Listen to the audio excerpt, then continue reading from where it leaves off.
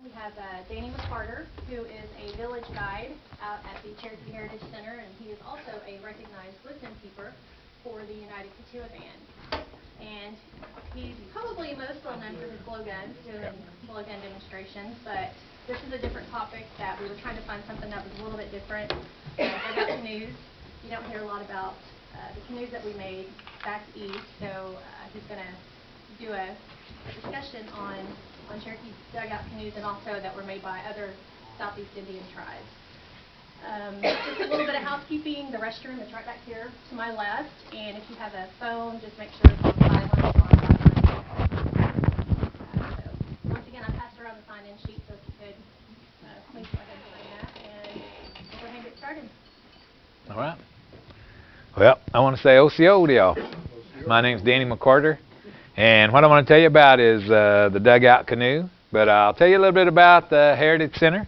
Now, I look over here and I see Anna Ratcliffe over here. She was one of my managers at the village when I first started there as a young kid. And then Tony Ballou over here, he worked in the village with us. His mom was our pottery lady at the time whenever I was there. So, and I don't know if any of y'all have been out there to the Heritage Center. Probably most everybody has. But really, if you talk to any of the Cherokee people in this area, normally they're always going to have that same story, because see, like my uncle, my father's brother, was the first blowgun shooter in the old village in 1967. And my grandma's sister, my great aunt, she was the pottery lady at that time. And really, like I said, that's not an uncommon story. You talk to just about everybody in this area, because at one time, at the Heritage Center itself, we employed about 50 people. So you got to imagine, you know, all these people that have worked there over the years. So a lot of relatives have worked inside of the village. And the village is really a great place. The Heritage Center, a lot of living treasures that you see through Cherokee Nation, a lot of them learn their craft there at the village itself. Anna there, she's a recognized basket person, basket lady, and so and her basket case. And so there's always a lot of people, when you see those living treasures, a lot of them have learned their craft in the village itself. So it's a great place to work. It's a great place to hang out. So anytime that you all get a chance, you come out there and see us. And the canoe, though, that we're going to talk about today, that was really back in the southeast where we came from. A lot of people don't really realize that the Cherokees aren't from Oklahoma, because we've been here for a couple hundred years, ever since the Trail of Tears. But really, our original home was back in the southeast. We had an 8-state region of Virginia, West Virginia, Kentucky, Alabama, Georgia, Tennessee, North Carolina, and South Carolina. Those 8 states in that region, we controlled about 80 million acres in that area. Now, when I say we controlled 80 million acres, that doesn't mean we owned it. We had neighbors, the Creeks, the Chickasaws, Tuscaroras, and Catawbas, some of the tribes in that area. We kind of traded back and forth on the land issues, but probably at our strongest point, we controlled about 80 million acres. Now, the Cherokees at one time, and about the first count of them, there were about 36,000 Cherokees back in the southeast. And that doesn't sound like a whole lot of people, but if you think about Tahlequah itself, our population is only about 20,000. So about 36,000 Cherokees all spread out through that area. Of course, we had about a smallpox, like most Native American tribes, in the 1720s, and we lost about half of our tribe. So by the time the Trail of Tears came along in the 1830s, we were building back up, because there were about 21,000 Cherokees at that time. And the reason we know that is because there were about 4,000 Cherokees who came over before the Trail of Tears in 1835. And then the other 17,000 that they rounded up to send over on the Trail of Tears, 1,000 of them escaped into the mountains of North Carolina, and those are the descendants of the Eastern Band, who are still there in North Carolina. But the other 16,000 were pushed over on the Trail of Tears. 12,000 of them got to this area, but there were already 4,000 here. And so that really is really kind of one of the a dark period for the Cherokees, for the fact that when we got here, these 12,000 who came over the Trail of Tears and they lost their family members along the way, they weren't mad at the United States government. They were mad at the people here who signed that treaty, which allowed the government to push the rest of the Cherokees out of that area. So that's, of course, you heard the story, you know, that they assassinated a few of those Cherokee leaders, and that really started Civil War between the Cherokees, which lasted until the actual Civil War. But I kind of... I have a question. When you refer to here, how far into like northwest Arkansas? Where were we at? How far did we stretch that way? How far did we? We weren't really quite into Arkansas. We were on that side of it. Arkansas really was not one of the places we were at, but we were more in this area. Park Hill's really one of the first areas to be settled by the Cherokees.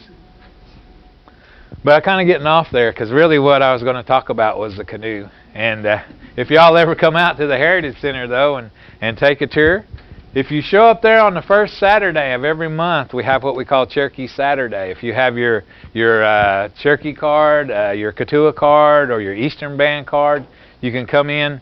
You get in free. You can bring a guest, and they get in free as well. You can go through the museum. You can go through the village. And we also have our Adams Corner, which is behind there. And it really shows how the Cherokees lived in the 1800s.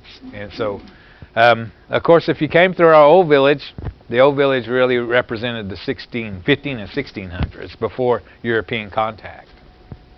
Now, the canoes, though, at that time, you got to imagine back in the southeast where we came from, we didn't start to trade for horses with the Spanish until about the 1720s. So really, if you wanted to go any distance, canoe was the way to go. Now, inside that area there were little villages spread all through that area. So, of course, we share the same water and the same hunting grounds. And so, really, canoe is really the way to go. And you wouldn't really make a canoe inside the village itself because what you want to find is a big, massive tree. I mean, you want to try to hold about 20 men inside of it. So you got to imagine that thing's got to be about 30 or 40 foot long. So what you're going to do is you're going to pick out a group of men inside the village, send them down along the water. They're going to pick out a good-sized tree.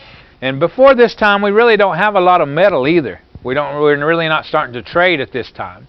So fire is our best friend whenever we're making a canoe.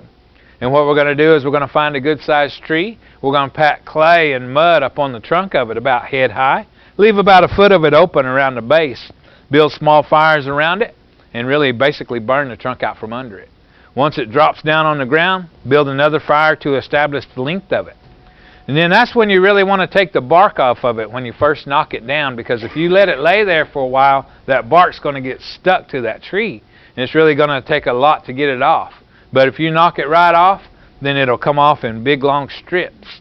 And they also use that bark on the roofs of their houses, a lot like shingles at that time.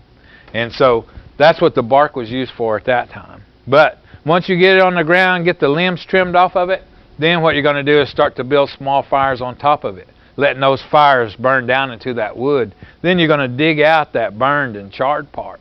And that's really how the canoe is shaped. And also that fire itself will waterproof the inside of the canoe. Well, what you're going to do at that time, though, is you're going to rub bear fat on the outside of it to waterproof it. Now the adze, I don't know if you guys have ever heard of an adze. It's A-D-Z-E. And it's really a tool that is, it's a very, very old tool. And it was normally made from forked limbs. Because what you're going to do is you're going to cut it down. You're going to cut one limb shorter than the other. And then we would make like these flint tips to go on the front of them. Almost look a lot like a razor almost. But they're really kind of shaped. You're going to sharpen the ends of them. And then you're going to tie them to that short limb. You're going to use that long limb to swing it. And then you're going to dig that out with that as well. And so really the canoe was kind of a big undertaking at that time for the Cherokee people. But like I said, that was really our biggest mode of transportation in the earlier days. Now, our favorite woods to use at that time, cottonwood, yellow pine, and cottonwood, yellow pine, and poplar. Poplar is one of our favorite trees to use at that time. Very hard woods, but very light woods. And like I said, a Cherokee canoe could be anywhere from 30 to 40 foot long, hold anywhere from 10 to 20 men and all their belongings. And in a Cherokee canoe is not really have a back or a front. It's both ends are sharpened on each end, So really it's a lot easier for the man to stand up and turn around than it is to try to turn one of those big canoes around. And normally when you're sitting down inside the canoe, it's not like nowadays. It's really not a recreation. I mean, really they're kneeling down in there. And Cherokees at this time are very small people, just like most of the people in this era, because really diet has a lot to do with that. But a lot of Cherokee people are still fairly small. My grandfather, who was a full-blood Cherokee, he was only 5'3" as a full-grown man. And my father, he was a full-blood, he was only 5'5". And myself, I'm 5'7". I always tell everybody I'm 5'8", but actually I'm only 5'7". But yeah, Cherokees stayed pretty small. But again, like I said, that's true for most of the groups in this era. And the thing about the canoes at that time, they were really our best way of getting around, because like I said, horses were really not thought of or brought into the picture for the Cherokees until the 1720s.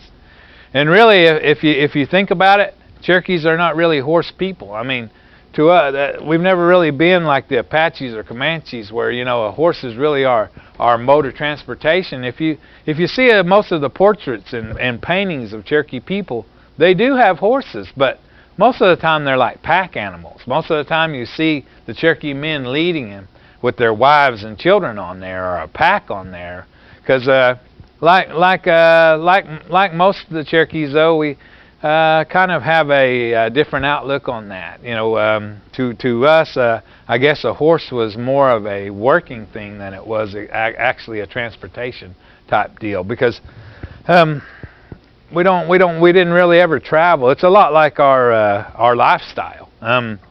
Most of the time when people come out there to the village, especially small children, first thing they wonder is, where's the teepees? Because that's what everybody thinks of Native Americans when they think about Native Americans, is teepees. But we always had a winter home and summer home, because we didn't have to chase our food source like the Plains tribes did. So we always had a very permanent structure. We had our winter homes and summer homes, and so our lifestyle was very, very different than the nomadic lifestyle of, say, the Plains tribes. So, and a lot of that had to do with agriculture, being an agricultural tribe. That we were able to settle in one area. And the reason why agriculture worked for us, though, is because of our women. Now, that's one thing about the Cherokees that differs from a lot of the other tribes, is we are matrilineal. We do trace our lineage through the mothers and through the women, because women, very, very important in any society, but really, really important to the Cherokees. We follow that line. You guys heard about the 7 clans? Know about the 7 clans? So, yeah, that's one of the things that kind of separates us from some of the other tribes, is the way that we look at things. The British and the French, when they first come to trade with the Cherokees, they really kind of take that kind of funny, because they kind of call us a petticoat government, because of the fact that we let our women make a lot of the decisions for the tribe. And a lot of the reason is, though, we do that is because women have a broader view of life than men do. Men are very, very easily, we're pretty easily get comfortable. I mean, we get comfortable. You show us a recliner and a remote control, and we're all right. But women are always kind of got a different outlook of it, because I tell people that when I talk about that, I tell people the best way for me to explain that is when you're driving down the highway and you see a man over there painting his house. 90% of the time, it's not his idea to paint that house, and it's always because women are always looking for different things. And that's one of the reasons why we acquired so much property, though, in the Southeast, is because it takes a lot of land to support a lot of people. So, and women, of course, were the ones who kind of knew how much it took, because they were the ones who did the gardening and taking care of things like that. So they had a little better idea of how much land we needed to take care of our people. Yes. How long would it take to make a canoe? Well, that's one of those things that we tell people. Cherokees don't really look at time. or all Native Americans don't look at time like we do nowadays, but usually about 6 days was what they said they could make a canoe in 6 days. It's a lot like a winter home and summer home. A lot of the winter homes and summer homes you see in the village, they could be completed in 6 days. And it takes about 1,500 sticks of river cane to make a summer home, and about 2,000 to make a winter home. So that tells you how quickly they could do that. But like most anything else, you know, you always, the more you do something, the better you get at it. So that's kind of the way it is with the canoes as well, in the winter and summer homes. So with each, how many would, depending on the size of a village? Yeah, and the size of the canoe.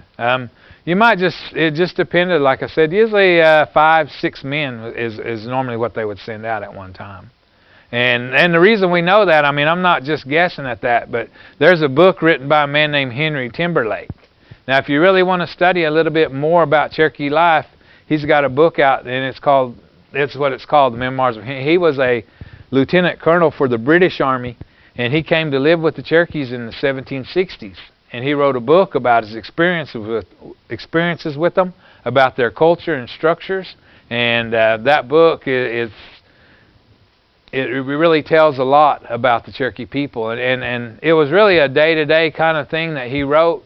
So things like that, it answers a lot of questions like that, things that you really don't think about. And so the reason he wrote that book, though, is because Henry Timberlake, he is the man who took the 7 Cherokee chiefs across the ocean to sign a treaty with the king, and he went broke doing that. So he wrote that book to try to recoup his losses, but the only bad thing is he died right after that book was put out. And so, but he talks a lot about the Cherokee people, and he talks about his first meetings with them.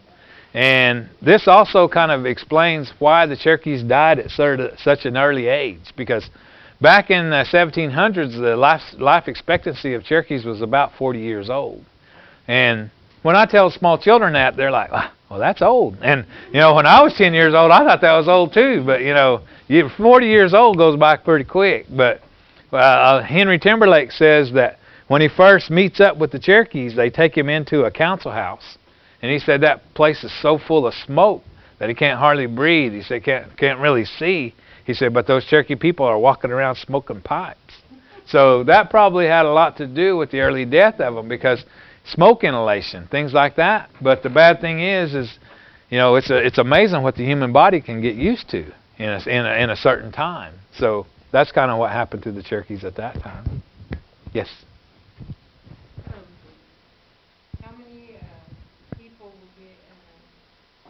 Does it take to make the boat? Like, could you make it by yourself? Or? Yeah, I think you can make one by. I mean, it's going to take you a lot longer to do it, but I mean, yeah, you could do it. You could make one by yourself. I don't know if you'd want to try to make a 30-foot one or something like that, but maybe a 10 or 15-foot one. We made one at the village the other day, and it was actually about 11 foot, and it took. There was like 3 or 4 of us that worked on it, but it took us a couple of weeks, but actually, though, we didn't really do it like that. I mean, we used chainsaws and stuff like that, but I mean, if you to burn it out, it'd take you a little while. Yes. You didn't say chainsaws. I used to tell my Boy Scouts it's a screaming axe. But yeah, and really, the undertaking of making a canoe. When we worked in the old village, we used to make canoes in there, and we did burn them out. And the sad thing about that, though, is if you're not there with it all the time, because I don't know how many holes we burned in them. I mean, that's usually what would happen is somebody would build a fire during the day, and then at night they'd forget to put it out, and so it'd burn a hole right through the canoe. So, yeah, if you're not there to undertake it and watch it all the time, then yeah, that's what's going to happen to it. But really, like I said, a canoe was, it really kind of explains a lot about the Cherokee people. Is we're always adaptable to any situations. The canoe was just really another way that we used to get around. That's one of the things about Cherokee people. If you spend a lot of time with your grandparents and those people, and you remember them as a kid, you know, they were always very ingenious. I mean, the things that they did were always so that we take for granted nowadays. You know, is they could figure things out, and you know, that's just the thing about Cherokee people, is they're very, very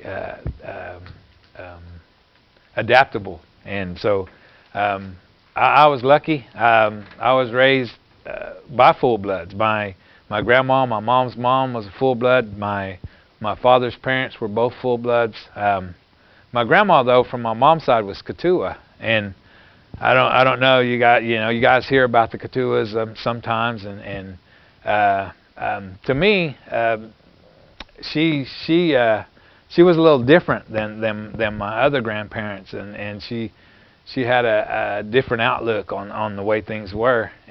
But those kind of people, once they're gone, you know, they're gone, and it's really hard to find people who are still that way. And so that's why a lot of times when I go out and I try to raise my kids in that way that my grandma always raised me and talked to me. But my kids aren't quite as susceptible to stuff as I am. I mean, I tell them the stuff, you know, because I myself, I won't do a lot of things because they're bad luck. You know, anytime that your grandparents, you know, my grandma didn't want me to do something, that's bad luck. Don't do that. And so when I tell my kids that, they're like, "Oh, Dad, that's not true," you know. But when they were little, they kind of believed it. But I tell them, I tell people one of the best stories that I have for shaping a person's character, because that's what they do. They shape your character by the stories they tell you. But my grandma, when I was probably about 5 years old, my grandma told me a story. And see, I don't ever, I mean, I do cuss, I imagine. I have in my lifetime, but I mean, as a rule, I don't ever cuss. My kids will tell you they've never heard me cuss.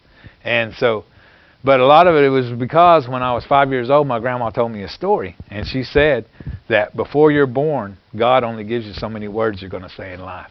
And for each bad word you say, for each time you make somebody feel bad by the words you say, He'll take 7 words away from you. But each time you say something good, make somebody feel good by the words you say, He'll add 7 words to it. Now, see, as a child, I believe that. But by the time I'm 12 or 13 years old, I'm like, well, you know, that could just be a story. But, you know, by that time, it's already part of your nature. You know, you can't get around that. And so that's how they shape your character. That's how they make you do the things they want you to do. And so, but like I said, my kids aren't quite as susceptible to that stuff as I was as a kid. So, but like I said, we were talking about the canoe, though. I kind of sidetracked, start talking about other stuff, but really, you got to kind of think of things this way, is because if you are Cherokee, and you do things like this, and you try to follow that, what it does, though, is it kind of gives you a feeling of what they've done. It kind of gives you a connection to those people. I kind of liken it to the fact that my father, he passed away before I was 6 months old, but he was a heavy equipment operator. So when I got old enough to where I could operate heavy equipment, that's one of the first things I did. And to me, it was kind of give me a connection, kind of get an idea of how he felt about things. And I'm sure you guys do that too. You know, maybe your grandparents were fishermen or something like that. So really, you kind of it gives you a connection, and that's kind of what the canoe does. And it really will give you an idea, a glimpse of how that worked for your great grandparents or your great grandpa. You know, is something that maybe he did. So, yes. River cane canoes. Have you? I've heard people talking about river cane, making canoes out of river cane, and I think it would work. And the reason it worked back then is because the river cane was bigger. Because I think it was William Bartram, who was a man who wrote about the Southeast Indians, not just the Cherokees, the Choctaws and Chickasaws. And he said that back in the earlier days that there were cane breaks there that were miles wide and long. And the cane inside there was like 2 or 3 inches in diameter. So I think that you could make a good canoe or a good raft type thing out of something like that. But around here, you know, our cane doesn't get quite that big. So I'm not real sure that you could build one to be able to hold the weight of, you know, 4 or 5 people. But yeah, yeah, yes. Once they started the fire, was that continuous? Yeah. What they're going to do is they're going to burn that out. They're going to scrape that, and the reason they're able to control the fire itself is when you leave this black stuff on the outside here, it doesn't burn again. So you're going to scrape out this part in the middle, build another fire, and it's going to burn straight down. And that's how you control the burn. And that was a lot like the winter homes. If you went in there and looked at the winter homes, those timbers up on top, they're charred and burned from that fire. But they won't burn again once they build another fire there. And so they probably learned that from that, because really that black charred part controls the burn. It controls the way the fire goes. On the other tab I pulled up, there's the one from the McClung Museum. Uh-huh. Okay. Do you see it? Let's see. On the very right, I think. Is it on that one? Yeah, that's the one that was found in 1797. Okay. Well, somebody has said that they have a Cherokee canoe in a museum in Knoxville, Tennessee, and they said it's about 400 years old and about 30 foot long. And it was found buried in the mud back in the southeast, so it's preserved pretty good. But yeah, they said it's about 400 years old. Tennessee State Museum has one too. Yeah, and I think there's 2 or 3 that exist. right. Yeah. And yeah, because really. They said the thing about the canoes is since they were treated, usually mostly treated with like a bear grease or something like that, that they would last a long time, especially if they were buried in the mud. The mud kind of preserves the stuff, and so that's why they said a lot of that didn't rot away. Is that a Cherokee canoe right there? I believe so. How was it carved so? Yeah, and that was what they said about the one in Knoxville, is that it's burned just right to perfection. Just it's an inch down the sides like that and 9 inches inside of it. And yeah, those guys got so skilled at making those that they could burn them out just almost like that. Back up in the Northwest, those tribes up in that area around Oregon and stuff, they make their canoes out of that cedar, that redwood, and so it doesn't rot. But they go out on the ocean with those, so they really have to be carved out and burned out real good. And so that they want the bottom of it to be the same from one end to the other as far as thickness. So what they do is they drill holes in the bottom, and not, just like an inch or so like this. And then when they carve that out, they're going to hit those holes. But the way that they stop them back up is they'll take cedar and stick it up in there, and they'll take 2 sharpened sticks and stick them down through there like that. And that cedar sap will seal that. But that way, they know exactly how thick the hull of that thing is. Because, like I said, they're out there on the ocean. They're not, in the creeks and rivers. So they really got to make sure that thing is really seaworthy. And to myself, I thought that sounded kind of strange to do it that way, because really you're poking holes in it. But really, that's what they said, is the hull has to be the same diameter all the way through to make it seaworthy, so it doesn't flip over. And that's one of the things that wouldn't make sense to most people, I myself included, but it's the way that they've been taught to do it, so that's the way they do it. Did they do any kind of designs on them? Like, Um, I know the south, not the south, but the northwest people, they Right, they put the things on there, and a lot of that too is a superstition thing too, because it's supposed to scare off any bad spirits that come through. So that's why a lot of times you see the dragon-looking things on the front. But as far as the Cherokees, I don't know that we're really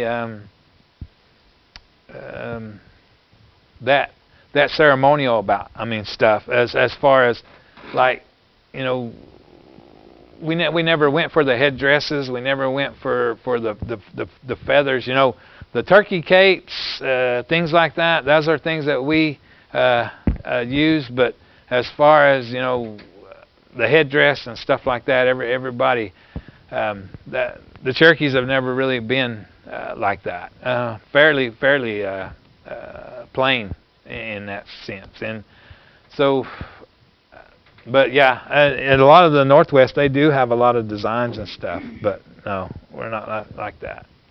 They've been powwowing for hundreds of years. But, you know, Cherokees, like most other tribes, we've adopted the powwow. You know, but if you check back in time, we've only been doing powwows about 60 years as compared to the 100 years that the Plains tribes have been doing it.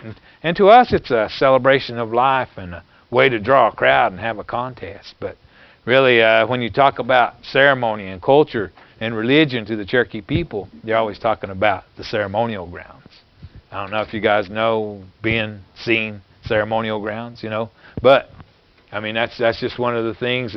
And I always tell, when I talk to people, I tell them, you know, I'm not trying to step on anybody's toes, you know, because religion and politics, those are the two things that everybody loves to argue about. But really, that's not an argument, because it's really about opinions and beliefs. And so the ceremonial grounds just always been our belief. That's the way we've always been raised and taught is the ceremonial grounds, because that always leads to the creation of the Cherokees in the 13 and 1400s because of the religion being called civilized since then.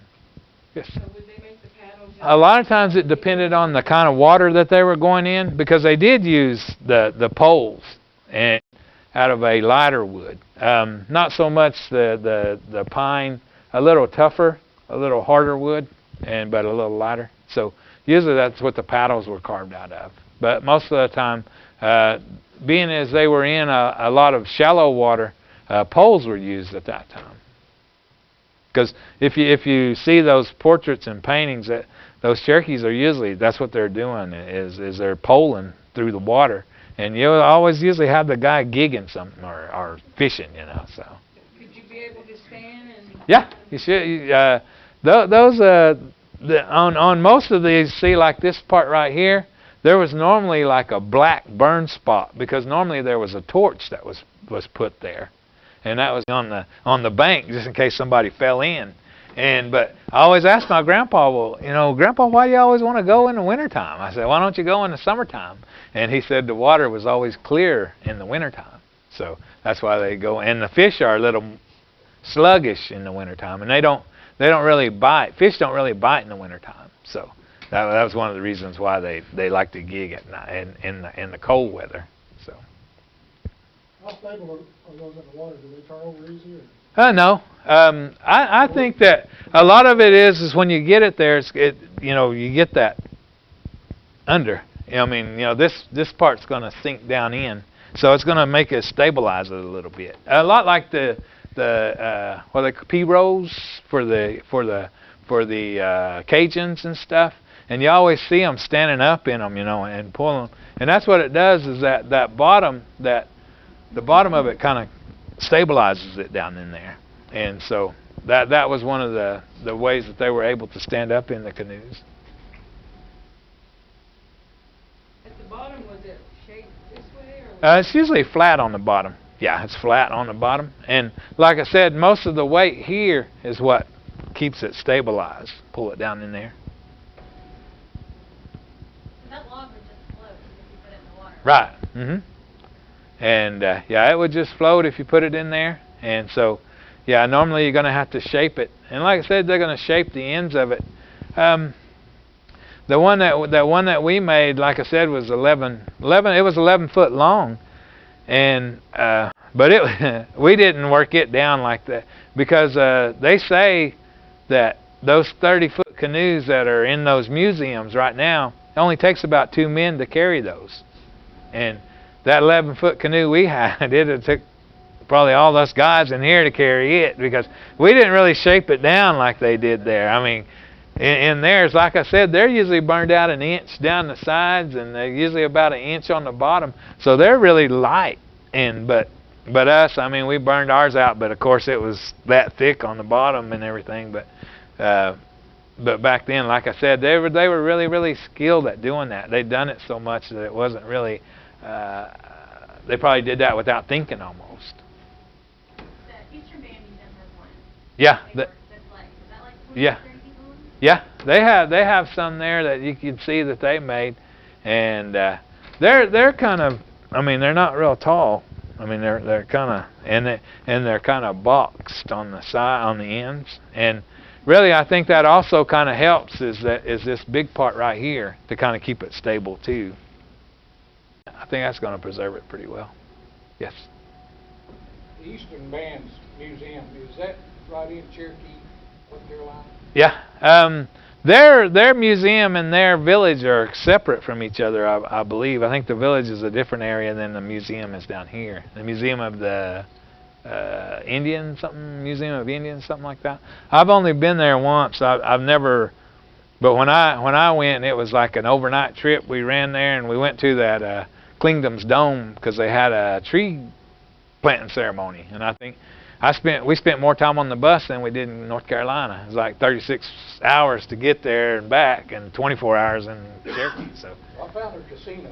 Yeah. Never found it. And that's the thing is they're having a little trouble with their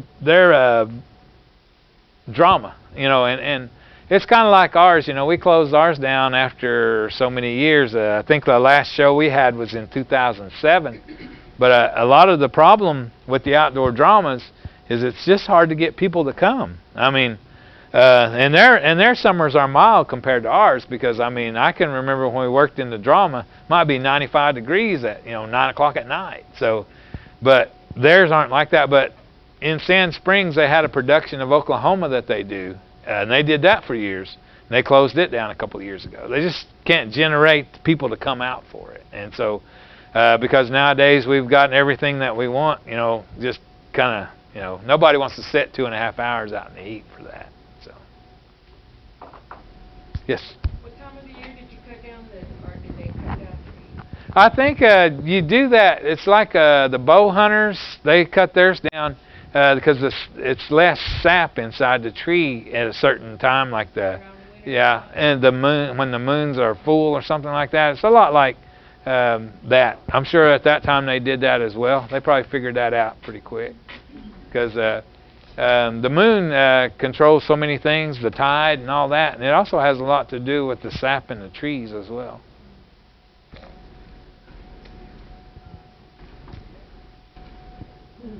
Yes. Flat rounded on the top there. Right here. It looks flat. It is flat right here. Yeah, it kind of goes underneath there like that. It's kind of rounded around, but it's really flat on top, but it's kind of got a little like to go underneath. Yeah, because both ends are going to be that way, because it's going to be the exact same on both sides. Because there's no front or back on the Cherokee canoe.